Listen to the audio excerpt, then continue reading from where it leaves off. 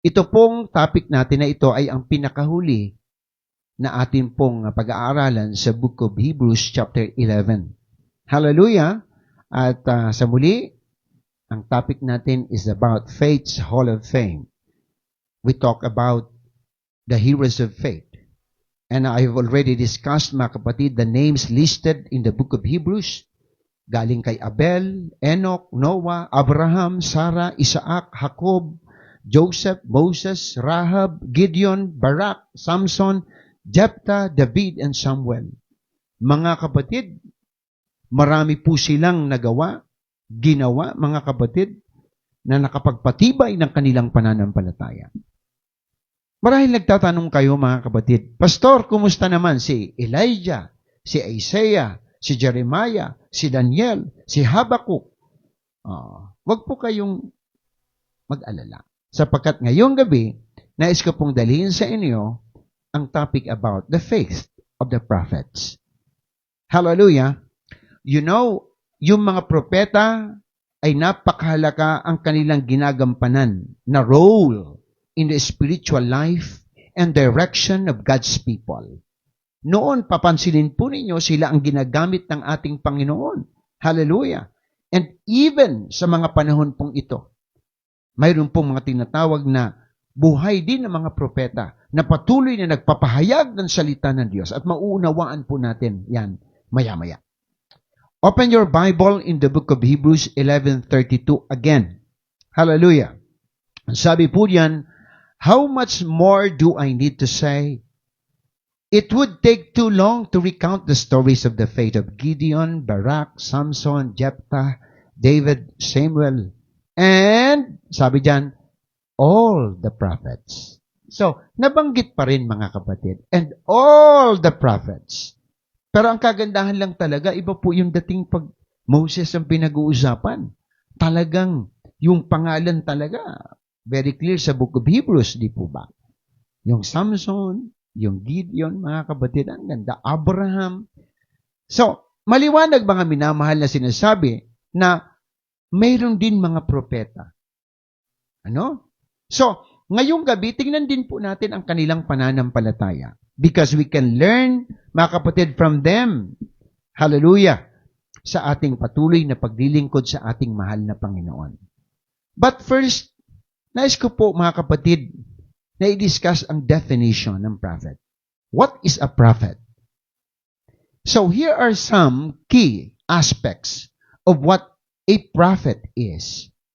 Ano po yon? Number 1, ang propeta daw po is a messenger of God. Yon.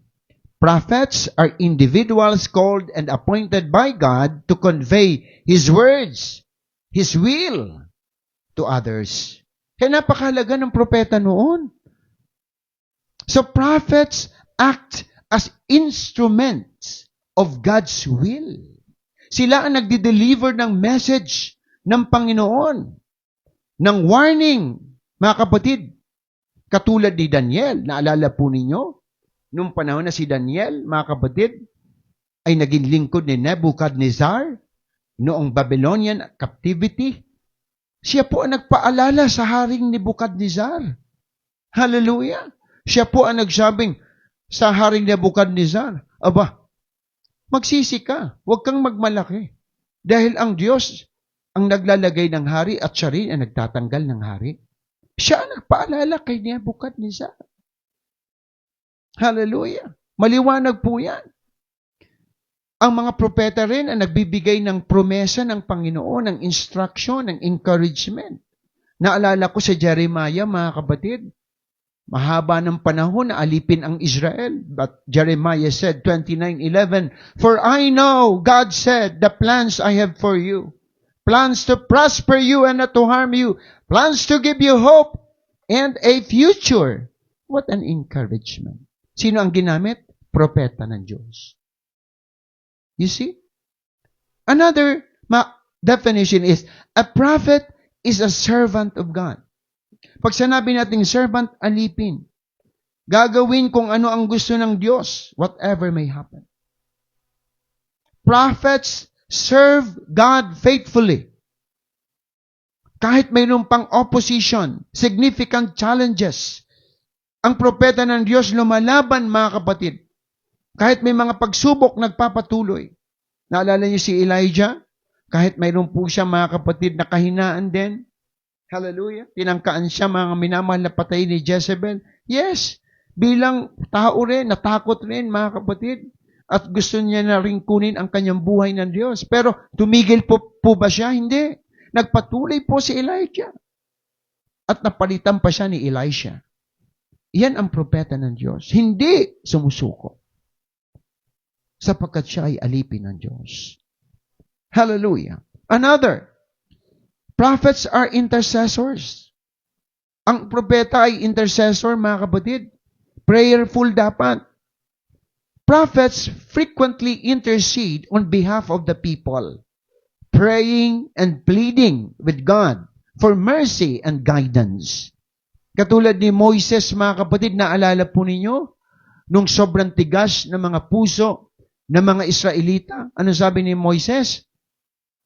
Panginoon, Yahweh, kung hindi mo na rin patatawarin ang iyong bayan, tanggalin mo na ang pangalan ko sa aklat ng buhay. Tingnan po niyo yung intercession ni Moises. Grabe po, mga kapatid. Ganon ang propeta noon ng Diyos. Another, prophets are teachers and guide. Sila po, mga kapatid, ang nagtuturo. Sila ang gumagabay ng bayan ng Diyos. Kaya sila po, mga kapatid, ay mayroong kaunawaan sa kasulatan, sa prinsipyo ng salita ng ating Panginoon, katulad ni Isaiah. Hallelujah. Kaya napakahalaga, mga kapatid, na makita natin ang kahalagahan ng isang propeta sa Biblia. Sila po ay mga lingkod ng Panginoon. Sila po ay mga tagapagturo. Sila po ay gabay. Sila po ang nananalangin, mga kapatid. And another, a prophet is a foreteller and forth-teller. May kaibahan po ang dalawang ito, mga kapatid.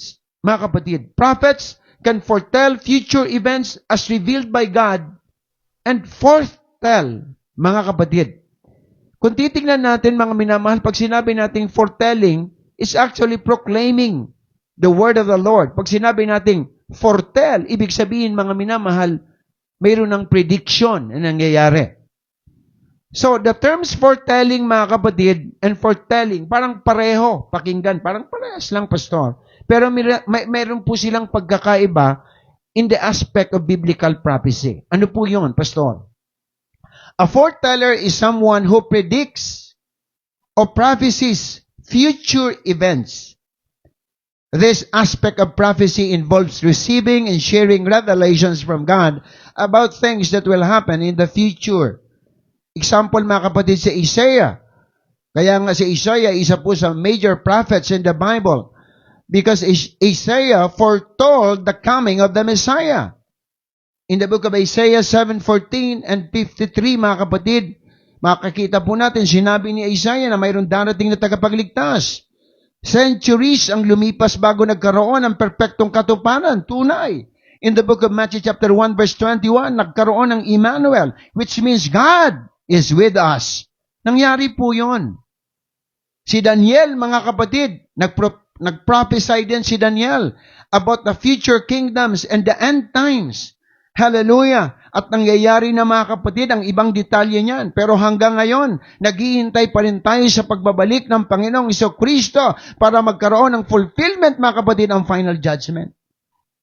That is foretelling. Hallelujah. Pero pag may H na, yung tinatawag na forthteller, this is someone, mga kapatid, who proclaims God's message to the people. Hallelujah. About the current situations. Hallelujah.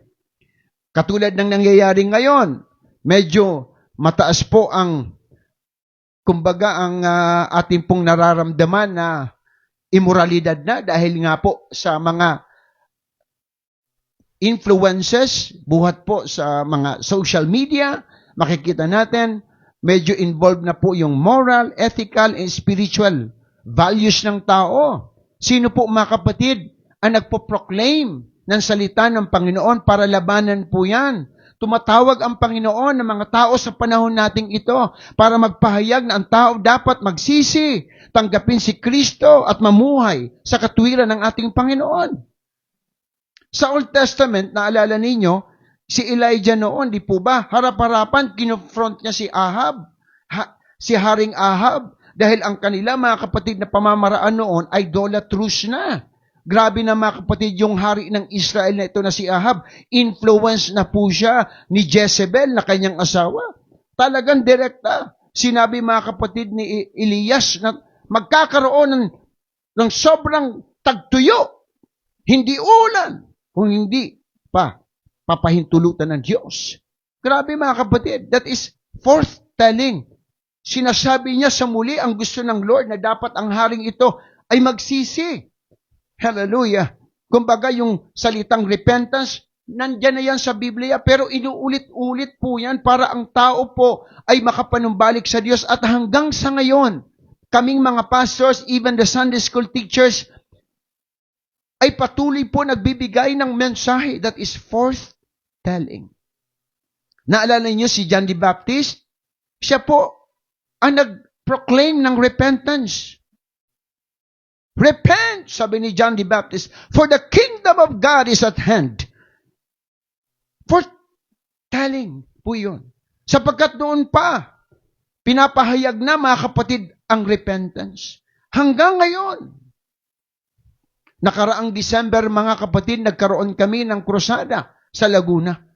We proclaim the message of God that is forthtelling. Mga kapatid. Amen. Kung makikita natin, foretelling is a prediction, while forthtelling is proclamation. Mayroon pong kaugnayan po yan doon sa haba ng panahon din. Pag sinabi natin babalik ang Panginoon, that is already forthtelling in a way. Sapagkat binabanggit mo ngayon. Pero kung sasabihin mo mga kapatid, kung kailan babalik ang ating Panginoon at hindi pa natin alam, mga minamahal, somehow, you foretell. Sapagkat hindi natin alam kung kailan po talaga. Pero kung sasabihin natin, magsisi kayo sa inyong mga kasalanan, you are actually foretelling because sa present situation, you are proclaiming the message of repentance. I hope kahit paano nagkaroon po tayo ng kaunti pong kaalaman tungkol sa dalawang bagay po na ito. Napakahalagang malaman po natin yan. Now, the role of the prophets. Ano po ang role naman ng mga propeta? Number 1, to communicate the word of the Lord, the word of God. The prophets deliver God's message to the people. Often, mga kapatid, addressing issues of sin, justice, and faithfulness. Yan sinasabi ko mga kapatid. Kung ano yung present situation na noon nangyayari din mga kapatid, ay yun ang ating pong inuulit na mensahe ngayon. And we pastors and teachers are also like prophets because we proclaim the words of God. Sa mga panahong ito't nakikita po natin ang sitwasyon, especially ang nangyayari po mga kapatid na kaguluhan sa ating bansa. The prophets warn and correct also. Sila po ang nagpapaalala upang ang tao, mga kapatid, ay patuloy na magsisi dahil mayroong darating na judgment, disaster, kung hindi sila manunumbalik sa ating mahal na Panginoon. Kaya nga, recently nakita ko sa video ang speech naman ng ating dating Presidente Duterte. Ito po ay magiging vocal na po ako mga kapatid, sapagkat it's high time for us also. Like the prophets in the past, hindi po sila nahihiyang sabihin. Ang talagang nakikita natin hindi tama na mga bagay na dapat mga kapatid, sa anumang pamamaraan, ay ma-address natin sa pamamagitan ng salita ng Panginoon.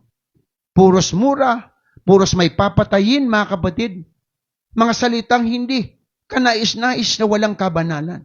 Maririnig po sa bibig ng dati nating presidente. Ay ako po'y nalulungkot at minsan po ako'y nakakapag-comment. sapagkat hindi ito ang gusto ng ating Panginoon. At ang nakalulungkot pa, marami pang pumapalakpak na mga tao. Kaya sabi ko sa comment, mangmang ang mga taong pumapalakpak sa ganitong klaseng tao. Kaya may nung nagtanong sa akin, ikaw, pastor ka ba? Sabi doon sa comment. Sabi ko, oo. Kaya nga ako nagagalit sa nakikita ko dahil hindi ito ang kalooban ng ating Panginoon. Ano ang sabi mga kapatid? nung nag-message sa akin, humanda ka sa tukhang, sabi ko. Sabi ko naman, mas humanda ka sa hatol ng Diyos. Sapagkat mga kapatid, kung titingnan natin, talagang napakahalaga mga minamahal na maunawaan ng tao na mayroon talagang Diyos na hahatol sa maling gawain, mga kapatid. At yun ang ginagawa ng mga propeta noon, mga kapatid. A prophet of God warns and corrects. Sila po ay nagbibigay ng warning at nagko-correct ng mga tao. Kaya nga may mga tao, kahit Kristiyano na, pag kinokorek mo, mga kapatid, sa pananamit, sa pananalita, minsan nagagalit pa sila. Mga kapatid, dapat magpasalamat tayo sa mga taong ginagamit ng Diyos na mga lingkod ng Panginoon para ayusin ang ating mga buhay. Yan po mga kapatid, ang duties and responsibilities ng mga propeta, mga minamahal. The prophets also encourage and comfort. Prophets provide hope and encouragement. Nagre-remind sila na may pangako ang Panginoon. Katulad mga kapatid, nang sinasabi sa John 3:16, ang sino mang sumampalataya ay hindi mapapahamak, kundi magkaroon ng buhay na walang hanggan. Glory to the living God. Di po ba? Na kahit ako na ang pinakamasamang tao, may pag-asa po pala. Kahit yung ating kapatid, mga kapatid sa laman, sobrang adik, sobrang mga kapatid ang ugali, pero may pag-asa pala. Dahil sa mga salita ng Diyos na dinadala mga kapatid, na mga taong tinawag ng Panginoon, na noon ang tawag sa kanila ay mga propeta, at ngayon mga lingkod ng Panginoon, mga pastors, mga tagapagturo, mga kapatid. Napakalaking blessing po yan, mga minamahal. The prophets also instruct and teach. Ini-educate ng mga propeta ang mga tao noon about the commandments of God, about the principles of God. Hallelujah. Kaya kung wala mga kapatid, mga lingkod ng Panginoon, sa tingin ko, what will happen to this world? What will happen to the people? Talaga mga kapatid, lalamunin sila mga minamahal ng apoy. Dagat-dagat ang apoy, ibig sabihin impyerno, mga kapatid. Pero sobra kong na-appreciate mga kapatid, ang mga propeta noon na kahit namatay sa hindi magandang mga kamatayan. Pero nagpatuloy po sila. Naglingkod sila sa Diyos. Dapagkat yun ang kalooban ng ating Panginoon. Naalala ko mga minamahal yung sabi ni Apostol Pablo sa 2 Timothy 3:16. Sabi niya kay Timoteo, all Scripture is inspired by God and is useful to teach us what is true and to make us realize what is wrong in our lives. You see? It is the Word of God that corrects us. It is the words of God that make us holy. It corrects us when we are wrong and teaches us to do what is right. Whoo! Praise the Lord. Hallelujah. Hallelujah. Kaya mga kapatid, patuloy po nating ipanalangin ang mga workers ng church, ang mga pastors. Every worship service, every midweek service, the words of God are being preached. Why? Para ang tao po, mga kapatid, ay mapaalalahanan, maturuan, upang magmana ng buhay na walang hanggan. So what are the examples of the prophet's faith in the Bible? Ilan lamang po ito. Marami pang propeta, mga kapatid. Pero gusto ko lamang ipakita po sa inyo anong klaseng pananampalataya meron sila. Number 1, yung pananampalataya nila mayroon talagang pagsunod. Obedience to God's commands. Nabanggit ko na, mga kapatid, si Elijah. Elijah obeyed God's command to confront King Ahab and pronounce a drought despite the danger kings. Hallelujah. Kung makikita, despite mga kapatid, yung dangerous kings, mga kapatid, mga hari, mga minamahal, kung makikita natin, isang, kumbaga, mapakahirap kalabanin ang mga hari noon, pero talagang nakita ko talaga, mga minamahal, na lumalaban ang mga propeta ng Diyos noon.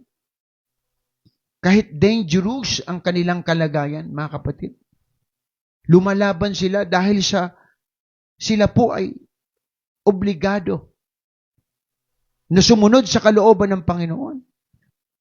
Alam po ninyo, sa unang hari, Kapitulo 17, 1, kung mayroon po kayong banal na kasulatan, sinabi niya kay Ahab, sinabi ni Elias, saksi si Yahweh, ang buhay na Diyos ng Israel, na aking pinaglilingkuran, hindi uulan, hindi magkakahamog sa mga darating na taon hanggat hindi ko sinasabi. Grabe, ano? Para sabihin mo ito sa isang hari, ano ang karapatan mo? Sino ka? Pero ganun ang propeta ng Diyos. Sumusunod. Kaya pinagpala sila ng Panginoon. Hallelujah. Sa Transfiguration, mga kapatid, nakita ng mga alagad ng Panginoon na nandoon si Elias. Oh, glory to God. Because of the faith of this man. Because of his obedience to the commandment of the Lord. Hallelujah. Even Isaiah, when God called Isaiah to be his prophet, he responded with faith saying, "Here am I, send me." Look at this response, mga kapatid of Isaiah. Narito ako, Panginoon. Suguin mo ako, Panginoon. Yan ang propeta ng Diyos. Sabi ng Panginoon, sino ang aking ipapadala? May mga mananampalataya na narinig na, sasabihin pa, yun, siya. Pero si Isaiah hindi po, mga kapatid. Sinabi niya, narito ako, Panginoon, suguin mo ako. Yan ang propeta. Here am I. Send me, Lord. Suguin mo ako. Obedience. Glory to Jesus. Ano pa po, mga kapatid? Boldness in proclaiming the Word of God. Naalala ko si Daniel, mga kapatid. Daniel boldly interpreted the dreams of kings and proclaimed God's truth. Si Daniel kasi inabutan niya si Nebuchadnezzar hanggang sa pinalatan ni Darius, mga kapatid, o ni Dario. Kita po ninyo, hindi nagbago si Daniel. Hindi niya, mga kapatid, naging ugali ang magpalakas sa hari. Nagpapalakas siya sa hari ng mga hari at Diyos ng mga Diyos. Sapagkat alam ni Daniel na ang Diyos niya ay walang iba, kundi ang Diyos ni Abraham, Isaac at Jacob. Hallelujah. Si Daniel, mga kapatid, ay nagpahayag ng salita ng Panginoon kahit nga delikado ang kanyang naging kalagayan. Naalala po ninyo sa Daniel, mga kapatid, ang sabi ng Panginoon sa chapter 2, hallelujah, nung ini-interpret niya na yung panaginip ni Haring Nebuchadnezzar, ang hiwagang gustong alamin ng hari ay hindi maipapaliwanag ng sino mang matalinong tagapayo, engkantador, salamangkero o manghuhula. Ngunit mayroon pong isang Diyos sa kalangitan, sabi ni Daniel, na nagpapahayag ng mga hiwaga at ipinakita niya sa Haring Nebuchadnezzar ang mga mangyayari sa mga darating na panahon. Ito ang panaginip na inyong nakita habang kayo'y natutulog. Tingnan po ninyo. Kung iisipin, depende po yun. Kung maganda ang interpretasyon, pwede mong sabihin sa hari. Pero pag pangit, mga kapatid, lalo tigit, masama, at patungkol sa kanya, mga minamahal hindi maganda, ay kung ikaw ay hindi propeta ng Diyos, baka baliktarin mo pa ang sasabihin mo para lamang maging mabago ka sa Haring Nebuchadnezzar. Pero hindi ganon si Daniel. Hindi ganon ang propeta ng Diyos. Ano? Ang sinabi ni Daniel, Nabanggit ko na kanina, sinabi ni Daniel, mahal na hari, magpakumbaba ka sa Diyos. Dahil siya ang naglalagay ng hari at siya ang nag-aalis.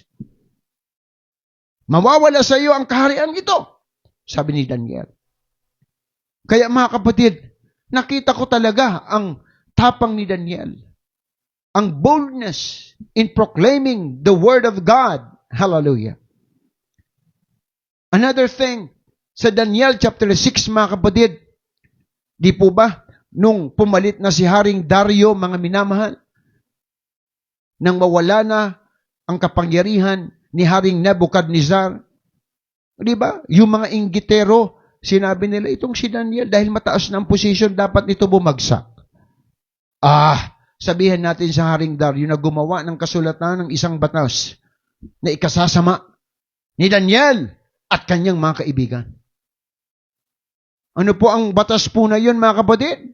Ay yung batas po na yun ay isang batas na nilagdaan ng hari na sa loob ng 30 araw ay walang sasamba o mananalangin sa ibang Diyos liban sa Haring Dario.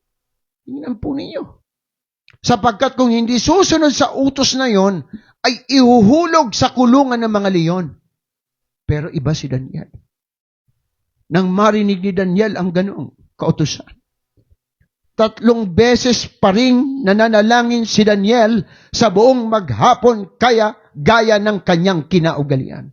Yan ang sabi ng Biblia. Hindi po siya nagbago sa kanyang pananampalataya sa Panginoon. Hallelujah! Binuksan niya pa ang bintana, mga kapatid. Doon pa siya nanalangin upang makita ng mga tao, mga kapatid, na gustong magpabagsak sa kanya, na kailanman walang ibang taong po pwedeng magpabagsak ng kanyang pananampalataya dahil ang kanyang pananampalataya ay sa nag-iisang Diyos lamang. Yan ang propeta ng Diyos. Hallelujah! Hallelujah! Purihin ang Panginoon. Lumuhod si Daniel. Nang marinig niya yung kautusan na yun, ganun pala ang propeta ng Diyos. Sabi ng Bible, sa halip, mga kapatid, na manghina si Daniel, dahil maaring mamatay po siya sa kanyang pagsuway. Pero sabi po ng Biblia, lumuhod si Daniel at nanalangin at nagpasalamat sa Diyos sa isang silid, mga kapatid, sa kanyang tirahan. At bukas pa ang kanyang bintana, mga kapatid, na nakaharap sa Jerusalem. Grabe, mga kapatid. Masyado ako, mga kapatid, na nai-encourage sa mga propeta ng Diyos. Hindi po sila natatakot dahil ang kanilang pinaglilingkuran ay walang iba kundi ang Diyos ng mga Diyos at Hari ng mga hari na hindi noon kilala ang pangalan. Pero we are blessed, my dear brothers and sisters, sapagkat ang Diyos na tinutukoy ni Daniel ay walang iba kundi ang ating mahal na Panginoong Jesucristo. Isang malakas na palakpak para sa ating mahal na Panginoon, mga kapatid. Hallelujah! Another, mga kapatid, is the persistence in prayer. Pag may faith ka, persistent ka sa pananalangin. At one of the best examples, mga kapatid, is si Samuel. Grabe po ang role na ginampanan ni Samuel. Sapagkat ng panahon na yon, wala po, mga kapatid, na hari na. Naalala po ninyo, yung paparating pa lang si David. Ang totoo niyan, mga kapatid, pinoclaim ng tao si Saul, pero hindi po yun, mga kapatid, ang totoo talagang pinili ng Diyos. And that time, mga kapatid, nandoon na si Samuel. Siya po ay propeta na ng Diyos. Siya po yung nananalangin sa bayan ng Panginoon. Hallelujah. Siya po, mga kapatid, actually, ang nag-anoint kay David. Prayerful si Samuel. Samuel consistently prayed for the people of Israel and sought God's guidance in His leadership. Sinabi ng Biblia, mga kapatid, sabi ng Panginoon, huwag kang titigil sa pagtawag sa akin, Samuel, upang mailigtas ang aking bayan sa kamay ng mga Filisteo. Grabe mga kapatid, ganun pala. Kahalaga ang panalangin. Napakahalaga pala ng manggagawa na idinadalangin ang kongregasyon para magtagumpay sa laban ng pananampalataya. Mga kapatid, isa si Samuel, mga minamahal, ang laging nag-o-offer sa Panginoon ng tupa. Sinusunog niya at inihandog sa Panginoon. At nananalangin na marubdob sa Diyos para sa patuloy na paggabay. Kasi bata pa lang si Samuel, mga kapatid, tinawag na siya ng Diyos. At inalay po siya ng kanyang nanay, ng kanyang mother na si Hannah. Hindi po siya nagbago sa kanyang paglilingkod sa Diyos. Yan ang propeta ng Diyos. Nanatili ang kanyang pananampalataya. Sa malakas sa palakpak para sa ating mahal na Panginoon. Glory to the living God. Another, mga kapatid, is faith in God's promises. Pag ikaw ay propeta ng Panginoon, yung faith mo lagi nasa pangako ng Diyos. Hindi po yan, mga kapatid, natatabunan ng problema. Hindi po yan natatabunan ng ulap dahil ang sikat ng araw ay lalabas po yan pag nanatili ka. Si Habakuk ay isa sa magandang halimbawa. Despite seeing the impending destruction of Judah, mga kapatid, Habakuk trusted in God's justice and ultimate salvation. Alam po ninyo, nagalit kasi ang Diyos sa Israel dahil sa kanilang kapabayaan sa paglilingkod sa Diyos. Hallelujah! Alam po ninyo, si Habakuk, siya yung propeta ng Diyos na nagtatanong sa Diyos tungkol sa nakikita niyang injustices. Parang sa atin ngayon, hindi po ba kahit Kristiyano ka na, nagtatanong ka pa rin, bakit ganyan? Bakit sila pa rin ang nahahalal? Bakit yung mga taong ang daming kaso, bakit sila pa rin ang number 1 sa survey? Sa Habakuk chapter 1 verses 3 and 4, if you have your Bible, you can open that. Habakuk 1, 3 and 4, ano ang sabi diyan? Sabi ni Habakuk, Panginoon, bakit puro kaguluhan at kasamaan ang ipinapakita mo sa akin? Sa magkabilay nagaganap ang pagwasak at ang karahasan. Laganap ang karahasan, Panginoon. Laganap ang labanan. Sa verse 4, ang batas ay walang bisa, Panginoon. Bakit? Walang pakinabang. Hindi umiiral ang katarungan. Grabe itong propetang ito ng Diyos. Mayroon siyang katanungan. Sabi ni Habakuk, sa husgado, ang laging natatalo. Hallelujah! Nang masasama ay walang kasalanan. Nabanggit po yan. If you're going to look at Habakuk 1, 3, and 4. Nangyayari, mga kapatid, bakit yung walang kasalanan natatalo sa husgado? Bakit nababaluktot o baluktot, mga kapatid, ang katarungan? Bakit ganoon? Sabi ni Habakuk. Pero kahit ganoon, mga kapatid, dahil siya ay propeta ng Diyos, hindi po siya nawala ng pag-asa. Dahil naniniwala siya sa pangako ng Panginoon. Hallelujah. Kaya kahit nakikita na natin na parang wala ng pag-asa ang ating bansa, mga kapatid, lalo na sa politika, ngayon, patuloy pa rin tayong manampalataya sa Diyos. Patuloy pa rin tayong umasa, manampalataya that our God, whom we serve, is sovereign. That He still control the world. He still control everything that existed. O that exists, mga kapatid. Kaya kung titingnan natin, mga minamahal, talagang ayaw ng ating Panginoon na mawalan po tayo ng pag-asa. Kaya siguro kung ang iba memory verse po ito, yung sabi ni Habakuk sa 3:17 and 19, alam po natin, mga kapatid, ang mga bersikulong ito. Ano ang sabi po ni Habakuk?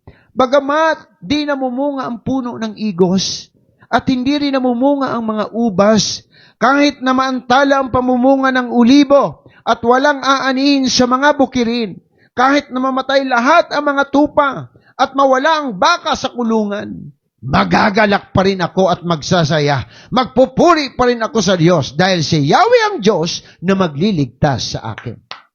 Tingnan po ninyo ang propeta ng Diyos. Yes, we can't control what is happening around us, but God can. Hallelujah.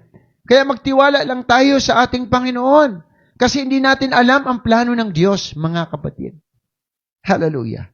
Another, mga kapatid, the last one is endurance in trials.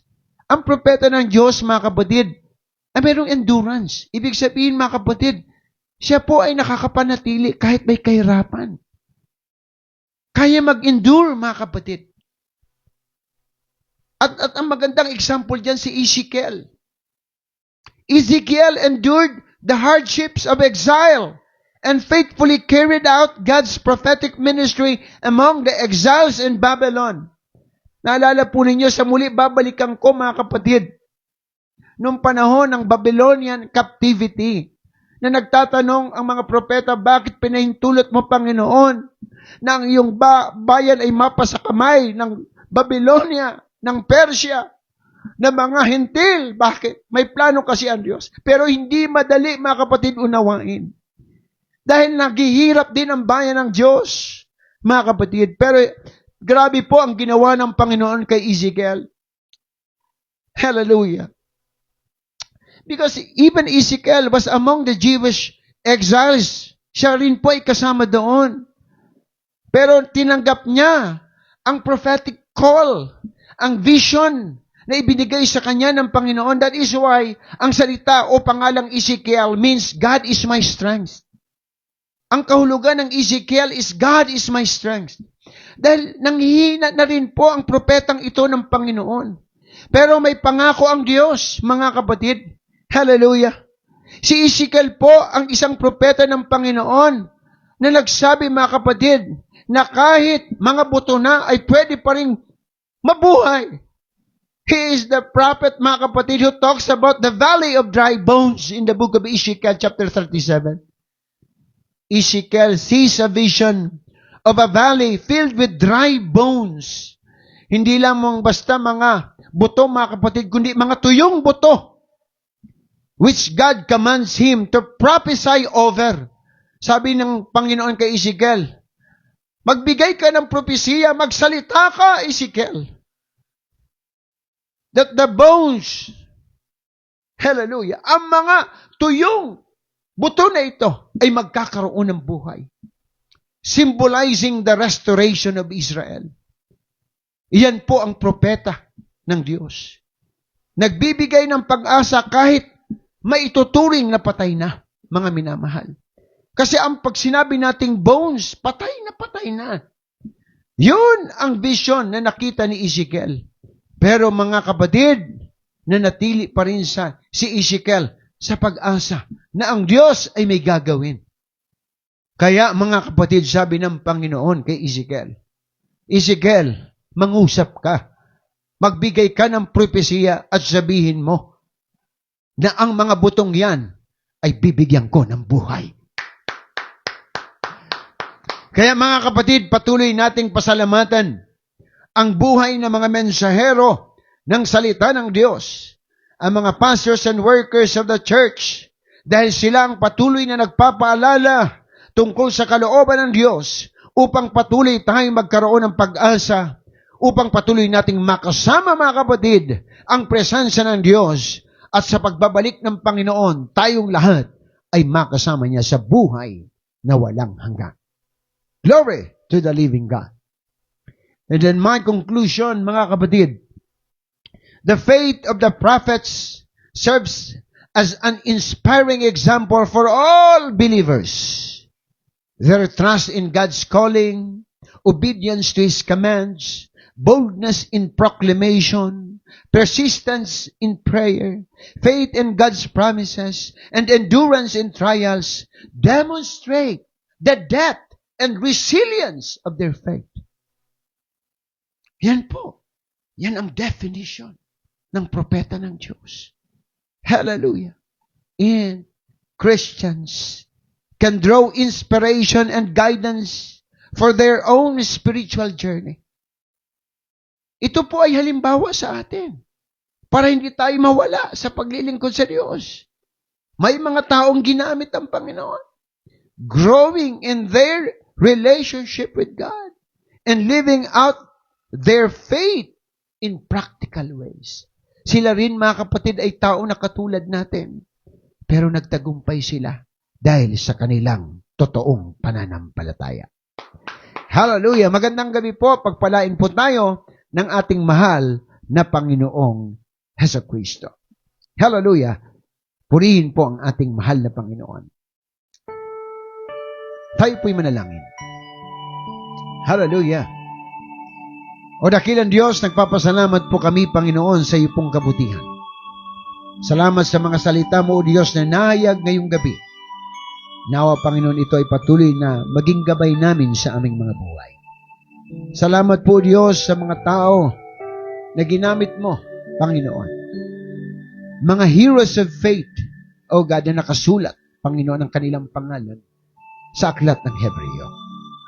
Salamat din, O God, sa iba pang mga propeta, O Diyos, na nagpamanos ng kanilang pananampalataya upang ipahayag ang iyong kalooban. Panginoon, sa amin ngayon na iyong mga lingkod, dalangin namin, O Diyos, ang iyong patuloy rin na paggabay.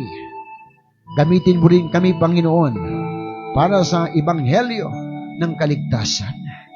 Panginoon, patuloy mong ipaalala sa amin, O Diyos, hallelujah, ang iyong pagbabalik, Panginoon, ay malapit na. Lord, bless us, O God. Use us mightily in the ministry. Bless CCFM, O God, our pastors and workers, Lord. Hallelujah. Dinadalangin rin namin, O God, ang nalalapit ng activity. Lord, ang aming team building, ang aming anniversary at ang National Leadership Camp. Pagpalain mo na po ito, Panginoon. At sa lahat, Panginoon, na mayroong sakit at karamdaman, Lord, bigyan mo ng kagalingan. Sa lahat, O God, na nanghina sa pananampalataya, palakasin mo sila, O Diyos. Sa mga nangangailangan ng pinansyal, Panginoon, gumawa ka ng paraan at ipakita mo, O God, that you are the God who supply our needs, Panginoon. Lord, thank you so much, O God, sa iyong pong kabutihan. Salamat, Panginoon, sa iyong patuloy na biyaya na ipinagkakaloob sa aming mga buhay. Lord, sa lahat ng nanood ngayon, pagpalain mo po kami ng sabay-sabay.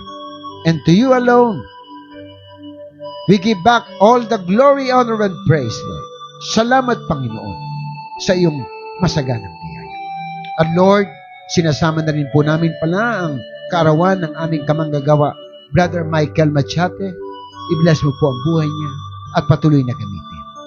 Ito, Panginoon, ang aming samot dalangin sa pangalan mo lamang, Kristo Jesus. Everybody say, Amen. Magandang gabi po. To God be the highest glory.